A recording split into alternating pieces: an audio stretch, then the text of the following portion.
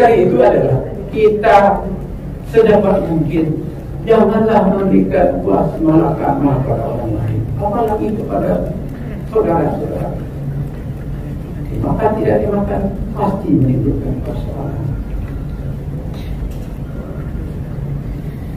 Ibu bapak sekalian, tetapi alhamdulillah dalam 90 hari semuanya bisa selesai. Dan itu luar biasa karena kebesaran hati dari semua orang. Kata ibu dan bapak sekalian, peristiwa itu sudah memberikan pelajaran terutama sekali kepada rektor, kepada senang, kepada dosen, kepada mahasiswa, dan mungkin pada masyarakat di luar, bahwa sebetulnya di dalam membuat keputusan itu ada batas-batas kepatutan yang perlu kita perhatikan. Walaupun batas-batas itu kadang-kadang tidak jelas, tetapi hati kita, pikiran jernih kita sebetulnya bisa melihat. Nah,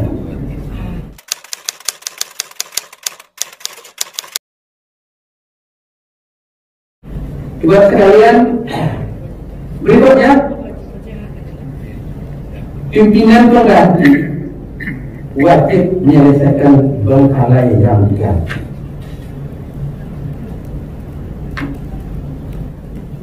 Akhirnya setelah itu saya bekerja. Yang saya lakukan pada waktu 4 tahun pertama itu sebetulnya adalah melanjutkan yang sudah digariskan Pak Nuri, mengembangkannya. Yang biasanya dilakukan secara tidak menggunakan teknologi, mengembalikan tanah-tanah yang masih ada dikuasai oleh UNAN dan segala macam. Pokoknya pada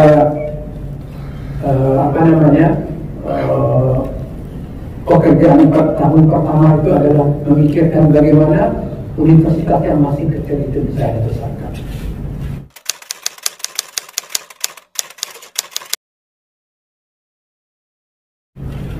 Bapak sekalian, membangun kampus butuh uang dalam jumlah besar. Jadi kalau dia tidak Minangkabau, DPT menjadi diambilkannya. Karena kampus kita waktu itu seperti uang tidak ada.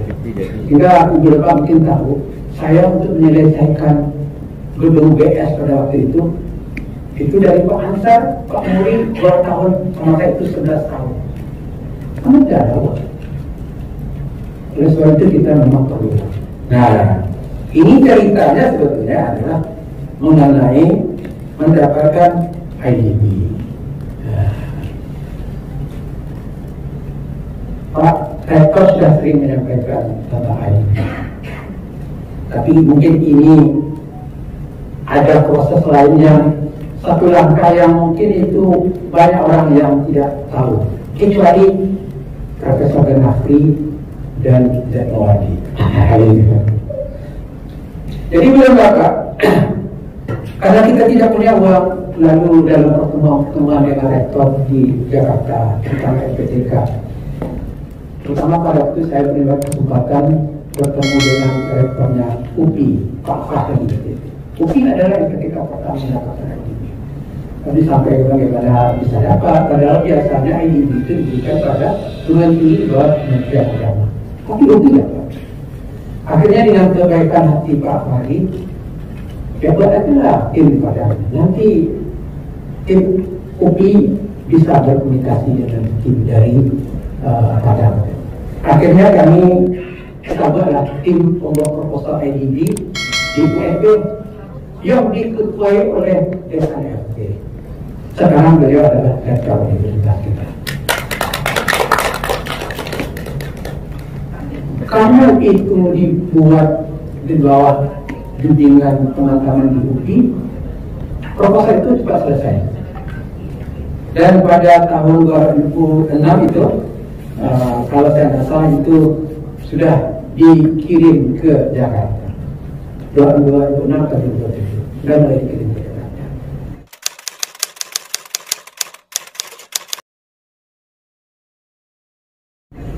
Tetapi memang mendapatkan dana IDB itu adalah pekerjaan berat dan sangat melelahkan. Pak Eko tahu persis berapa melelahkan. Sampai di kementerian itu bukan berarti langsung diterima karena pada waktu itu kita baru 6 tahun, mahasiswa kecil, ada kampus 33 hektar, bisa menggunakan kualitas eksponen. Pastilah orang Jakarta itu menganggap itu tidak penting untuk berikan IDB pada BNP. Dan malah waktu saya bertemu dengan Pak Dirjen, walaupun tidak dikatakan, saya bisa merasakan, BNP, walaupun kami kirim ke Bapenas, tidak juga akan diproses di Bapenas. Karena banyak yang perlu diberikan data seperti itu. Tetapi entah kenapa kepiawaian dekan FT sudah waktu itu, terutama juga dapat rekomendasi dari gubernur, dari ketua DPRD, dari wali kota Padang. Akhirnya proposal itu direkomendasikan juga oleh kementerian ke Bapenas. Saya perlu menyampaikan di sini, oleh Pak Dekan FT waktu itu tidak ada gedung orang yang tinggi dan pakai tinggi dadanya. Ya kan? Lalu dia pergi juga mungkin ke Bapenas, dalam bahasa Padang menurindar gitu ya. Sampai akhirnya ada pelatihan teknis dari Bapenas, dari Pak Zenal segala macam, malah ada presentasi rektor, rektor Bapenas dengan Ibu Dina gitu. Ya. Tetapi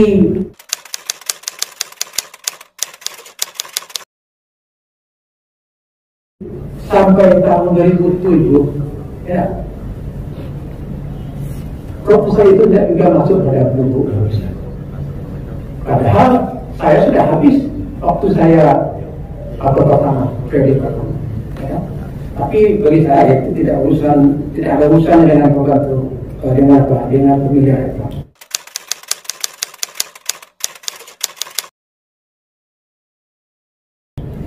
Tahun 2007 pemilihan rektor dilakukan lagi. Nah, jadi berdasar judulnya, posisinya yang mungkin tidak benar itu, judulnya pada waktu pemilihan rektor itu dimaafkan, tapi mungkin belum tentu dilupakan. Nah, itu.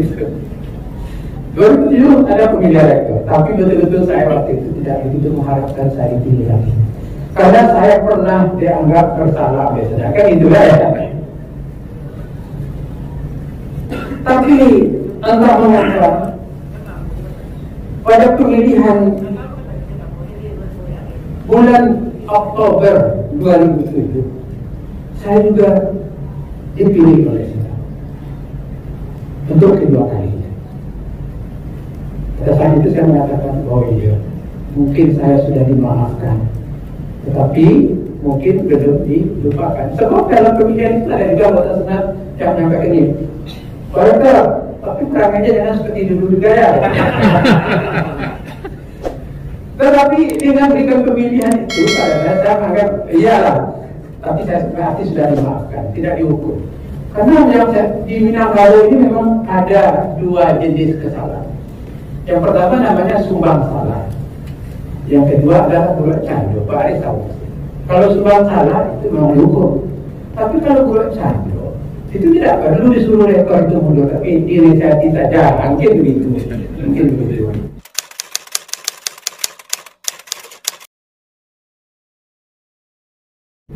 Akhirnya saya terpilih. Dan yang hebatnya lagi, beberapa bulan setelah itu atau 1 bulan, pemilihan pembantu rektor. Oleh rektor yang agak angka ini dikirimnya juga yang 3 yang dulu yang tidak ditolak. Ada yang kira profesor, ada ahli damar, ada profesor yang lain. Tapi sedang sekarang pada waktu itu betul-betul luar biasa. Dikabulkannya keinginan rektor. Ketiga-tiganya diangkat. Itu sebabnya timbul pikiran saya, oh sudah dimaafkan, walaupun belum dilupakan. Buat sekalian, 2007, 2008, 2009,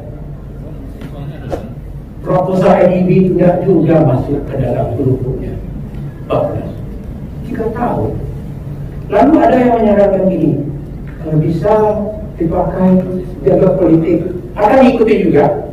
Diundanglah Bapak Leonardi Harmeni untuk memberikan pidato ilmiah pada wisuda UNT.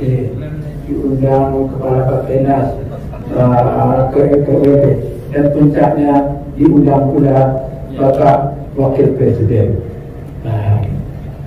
Tapi yang proposal dan enggak. Ya baik ya. Tapi berikutnya.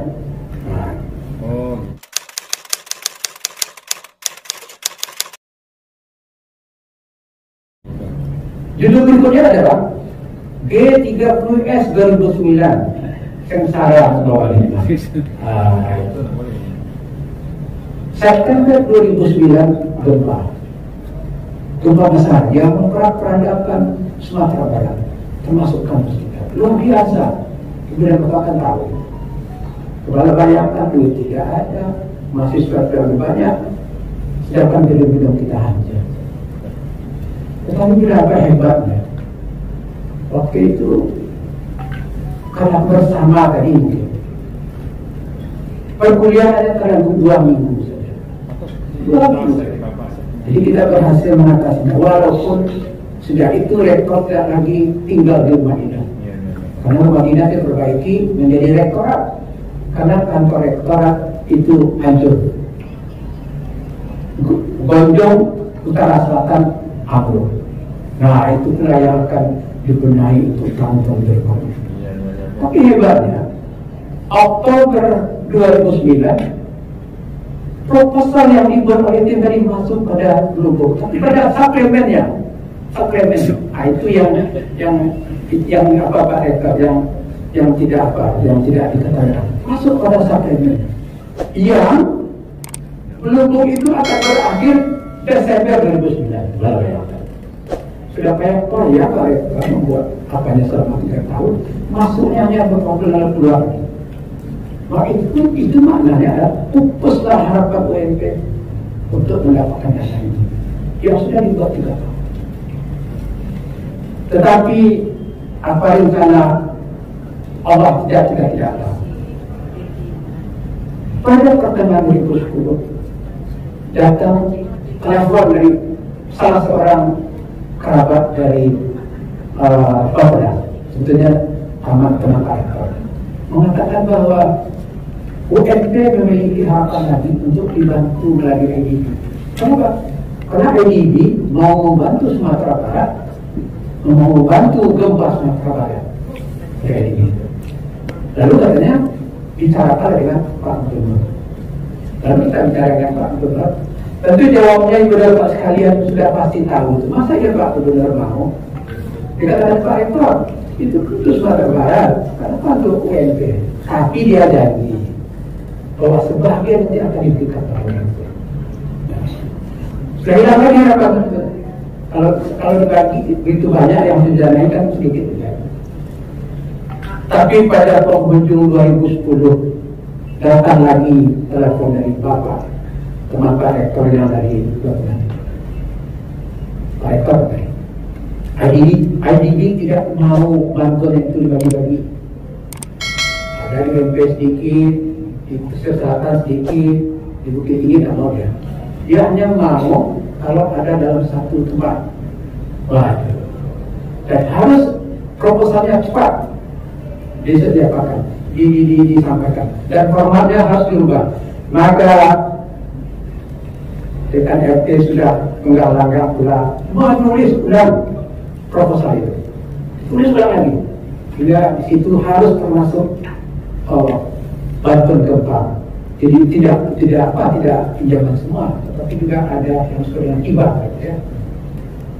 Dan tidak ada satupun lembaga selain UMP di Sumatera Barat yang sudah ada proposalnya pernah masuk Lubuk sampai saat itu. Itu akhirnya seluruh dana bantuan untuk Sumatera Barat dari IDB adalah untuk UMP. Kita harus berterima kasih pada Pak Gubernur Pak Iwan Faridna yang begitu bermurah hati. Ya kalau begitu Pak Eko silakan aja. Nah, akhirnya Bapak sekalian, ini sudah sering disebut oleh Pak Eko. Ringkasnya, proposal yang sudah ada di Tokyo harus ditulis ulang kembali dan harus dikaitkan dengan gempa 2009. Proposal ini masuk ke dalam kelompok Bapenas periode 2011-2012. Itu betul itu. Pada tanggal 9 Januari 2011, proyek pembangunan UNP disetujui dan perjanjian pembiayaan ditandatangani tanggal 30 Juni 2011. Selanjutnya diikuti oleh beberapa pengesahan, diantaranya Evidence Authority dari Kemenkeu 24 Agustus 2011, Reference Letter Bank Indonesia 20 September 2011, dan Legal Opinion dari Kementerian Hukum dan HAM tanggal 29 September 2011, serta penetapan efektif date oleh IDB dan Kementerian Keuangan 28 November 2011. Lupa sekalian, kita berterima kasih pada Pak Hector Galatia, Pak Hector Ganesri yang bisa mewujudkan bantuan IDB itu sehingga menjadikan UNP seperti yang sekarang. Saya ingin mengatakan sekarang dan juga didengar oleh orang banyak bahwa IDB itu, mereka biasanya selalu mengatakan berkat Pak Didi Rektor Zetmat, padahal Pak Rektor yang sekarang ini sudah mulai dari awal sampai juga mengakhiri. Jadi betul seperti cerita, siapa yang mengawali, dia sudah yang mengakhiri. Bapak dan Ibu sekalian yang hormati, berikutnya, setiap ada awal pasti ada akhir.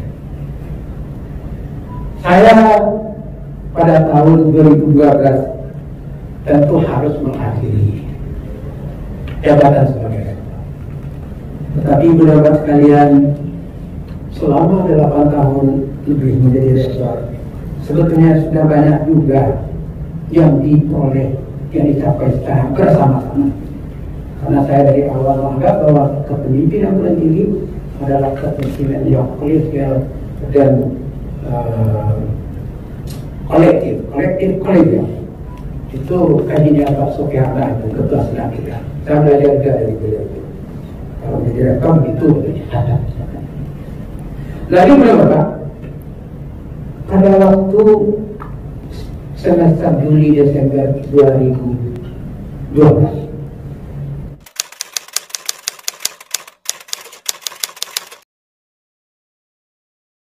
pada waktu itu sudah ada mahasiswa UNP sebesar 34.000 anggota distribusi orang.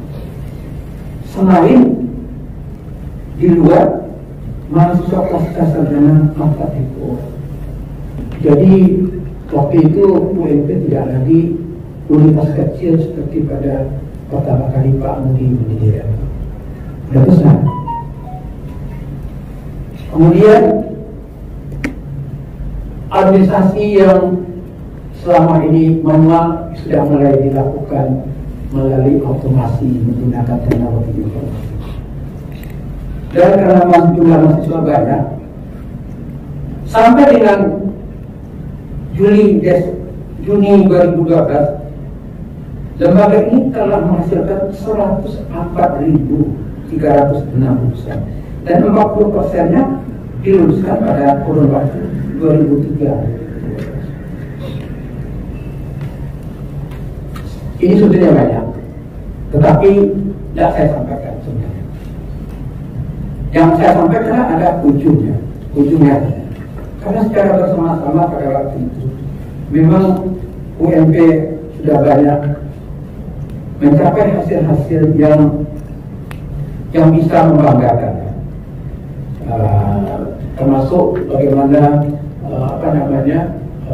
kepercayaan masyarakat kepada UNP dan seterusnya. Misalnya tahun 2006 ada kepercayaan kepada UNP untuk melaksanakan tes pegawai negeri dan macam-macam yang bisa. Tapi yang jelas saya harus mengakhiri jabatan saya itu pada 2013. Saya memang mengharapkan Bapak dari sekian lama mengurus birokrasi itu ada waktu 3 tahun untuk tidak dibebani dengan tugas-tugas birokrasi.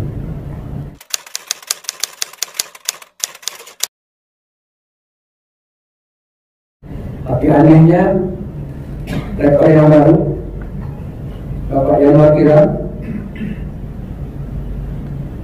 dia memberi saya jabatan yang baru, yaitu menjadi ketua program studi. Saya tentunya ingin menolak. Tapi ada pula pepatah bilang, memberi ditolak lebih pahit daripada meminta tidak diberi. Dan sampai hati saya mengingatkan. Baru pada akhir kebersamaan 8 tahun lalu saya diberinya mungkin penghormatan Pak jadi ketua proses 3 ya. Saya mau itu adalah penghormatan, lalu saya terima aja. Ya, tidak berani pula saya menolak. Karena dalam pikiran saya itu kalau ada orang memberi itu kita tolak, itu lebih pahit daripada kita minta tapi tidak diberi. Akhirnya saya terima. Nah, sehingga menjadilah saya ketua program studi S3 sampai tahun 2016, yang pada akhirnya memang menghasilkan juga lulusan yang lebih 100 orang pada masa itu. Sudah berakhir 2016, 2017 pemilihan rektor lagi, terpilihlah Profesor Ganefri yang sekarang.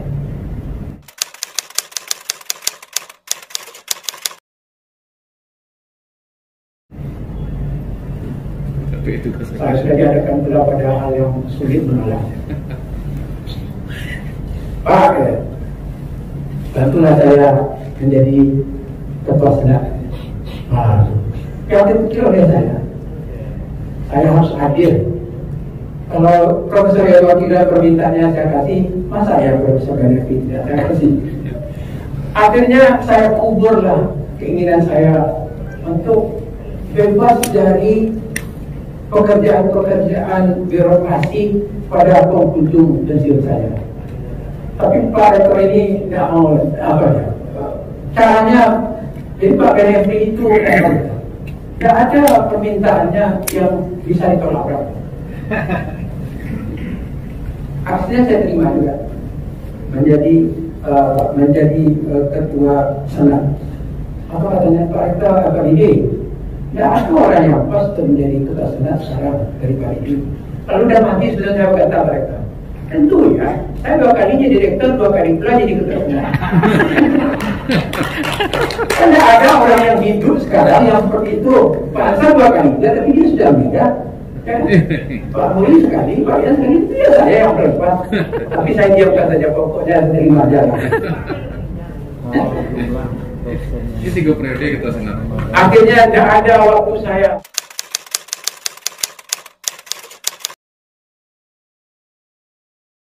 Jadi judul ini adalah 30 tahun kerja saya hanya mengurus birokrasi ini. 30 tahun. Mulai dari PSB tahun 1991 sampai 2020 ini. Jadi hanya sebulan ini saja yang tidak ada.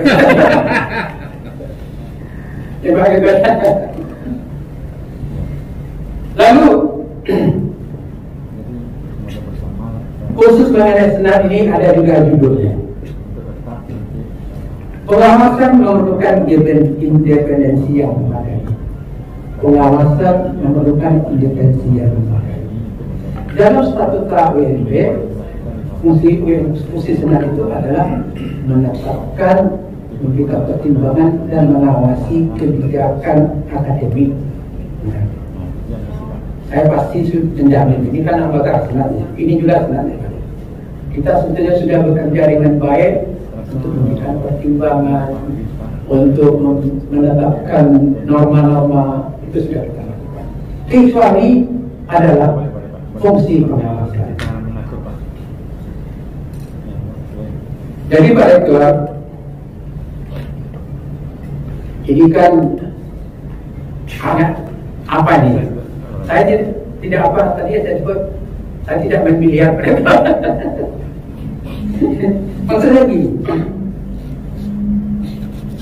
kita memang dalam masa transisi yang biasanya senat itu diikuti oleh rektor, sekarang dipisahkan. Tujuannya kan supaya pengawasan itu berjalan lebih bagus dan lebih objektif. Setidaknya menurut peraturan seperti itu. Dan kita memang dan ini bagi BNP adalah yang pertama kali memisahkan. Tapi jujur saja bahwa pengawasan di dalam masa kepemimpinan saya itu belum berjalan, boleh berjalan. Nah, mungkin karena itu, padahal dilihat dari struktur UNP, sebetulnya sudah benar. Senat bukanlah subordinasi rektor, dan itu jelas sebagainya. Kedepan mungkin suasana itulah yang mungkin perlu dibangun oleh kedua belah pihak, yaitu rektor dan senat. Semua fungsi senat bisa berjalan maksimal. Sebagai contoh, ini contohnya. Rapat-rapat senat ke depan mungkin tidak tergantung kepada kehadiran Pak Rektor. Selama ini kan kita, jadi Pak Rektor mungkin tidak perlu apapun terlalu terikat selarikan. Nah, tapi yang bertanya, kenapa dari dulu Pak Subur? Ya, waktu dulu saya ketua senat, saya berjuangkan diri saya. Tapi karena Pak Sofiarma sekarang menjadi ketua senat, saya sebut berbalik. Itu bukan, tidak ada yang salah itu. Tapi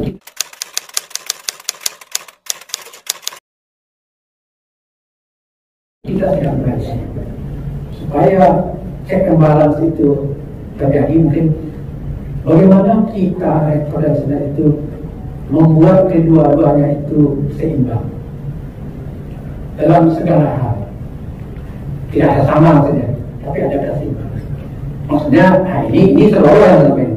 Kalau Pak Rektor mobilnya kami, ketua senat misalnya di bawah itu. Ini Pak Sofiarma senang saya. Waktu saya pilih ketua senat, saya tidak berani beri itu pada Pak Rektor. Itu contohnya. Senat mungkin perlu juga pendanaan yang khusus, tidak ditempel-tempelkan. Nah, itu yang saya sebutkan tadi bahwa pengawasan sebetulnya merupakan independensi yang berbeda. Ini terakhir. Bunyinya adalah promosinya menjadi universitas besar dan unggul tidaklah mudah. Untuk menjadi universitas yang unggul itu memang kita memerlukan waktu yang panjang, dana yang besar, kebersamaan yang terjaga, sikap toleransi yang semakin berkembang, kerja keras, kejujuran, dan dukungan dari segala pihak, baik dari dalam maupun dari luar kampus. Bapak sekalian, kalau disebutkan semua selama 30 tahun tentu banyak hebat, banyak juga tidak terlalu banyak, itu banyak juga. Tapi yang saya sebutkan sebagian tadi itu sebagian, maksud saya bukan untuk membanggakan diri, apalagi untuk menyombongkan diri, tidak ada sama sekali. Tetapi untuk menegaskan yang terbengkalai jauh dari mana yang akan kita selesaikan.